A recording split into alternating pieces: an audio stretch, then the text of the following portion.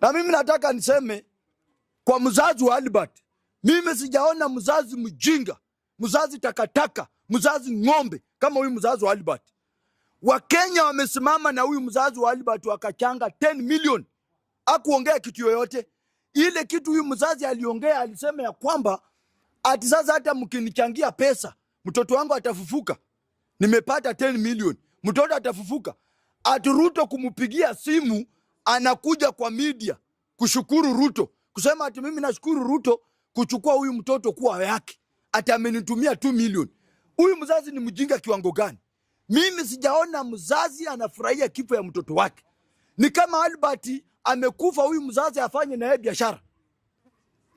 Na mimi kama Nuru Okanga, wazazi kama hawa ndinafaa ukimaliza hiyo matanga ukikrosi. Nimesikia Sakaja akisema ati bibi Albert wamemwandika kazi hapa kwa county. Albert amekuwa amesoma, walimu wameandikwa. Albert alikuwa anafanya UT, hakuna mtu alikuwa anashughulika na yeye.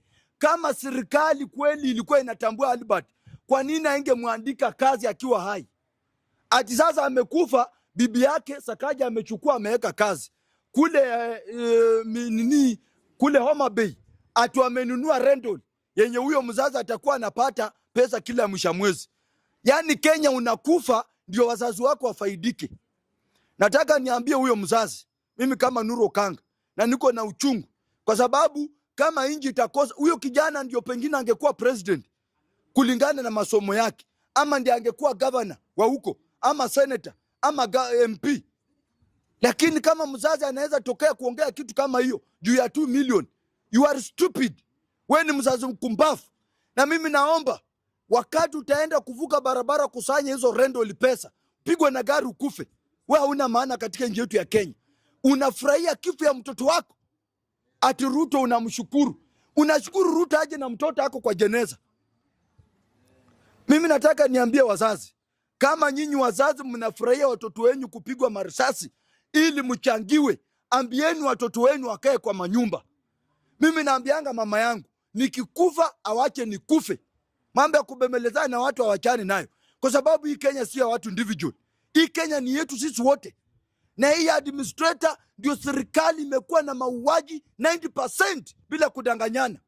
Hii serikali sio serikali. Hii ni kichinjio. Ruto mwenyewe alikuwa na kampeni akisema ya kwamba hata ruhusu maaskari kupiga watu risasi, hata ruhusu maaskari kuangaisha wanasiasa. Leo hii maaskari ndio wamekuwa kipaumbele kupiga watu marisasi, ama alikuwa anaongea opposite?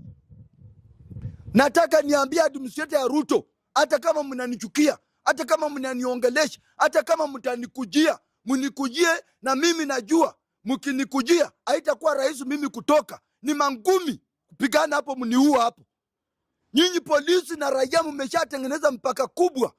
Hii pesa mnasanya kwa bar, mnasanya kwa mapuli. I swear inafika wakati amuonekani na hiyo uniform kwa bar. Mulingoje mshahara yenu, mwache kusumbua wa mama kwa bar, mwache kusumbua mama kwa puli, mwache kusumbua vijana. Vijana wanajitafutia, bado mnapiga hao vijana marisasi.